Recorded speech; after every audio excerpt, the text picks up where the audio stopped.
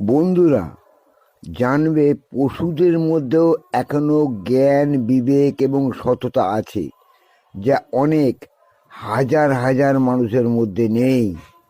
আমি একটা উৎকৃষ্ট উদাহরণ এবং সত্য কথা বলে তোমাদের বোঝাচ্ছি, ভালো করে বোঝার চেষ্টা করো। একজন কলু, সে ঘরের ভেতর তেলের কল স্থাপন করেছে। একটা বড় ঘরে সে তেলের কল স্থাপন করে সেখানে একটা গরুকে দিয়ে সে তেল বার করছে। গরুটার গলায় ঘণ্টা বাঁধা, সে ঘুরে ঘুরে সুন্দরভাবে সর্ষে পিষছে।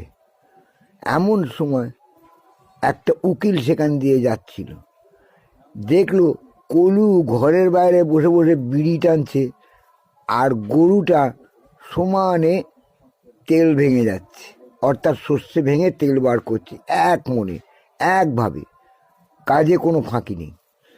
তখন উকিলটা তাকে বলল, হ্যাঁ গো কলু ভাই, তুমি ঘরের মধ্যে তেলের কল করেছো কেন? বলছে, ওখানে তেলের কল করলে বাইরে দূষণ ঘরে প্রবেশ করবে না এবং অনেকটাই আমি খাঁটি তেল ব্যবহার করতে পারবো এবং সবাইকে দিতে পারবো।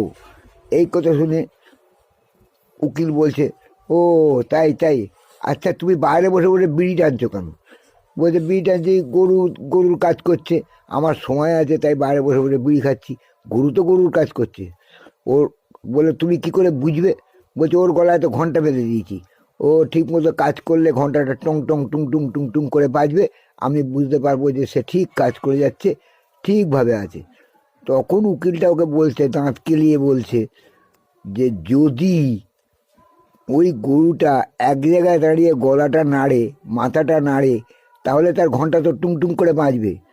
তুমি কি ভাববে বাইরে বসে বসে যে গরু তার কাজ করছে, কিন্তু সে তো মাথা উঁচু করে শুধু নাড়াচ্ছে ঘন্টাটা, যাতে তুমি বুঝতে পারো যে সে তার কাজ করছে, কিন্তু সে দাঁড়িয়ে দাঁড়িয়ে ফাঁকি মারছে। তখন কি হবে?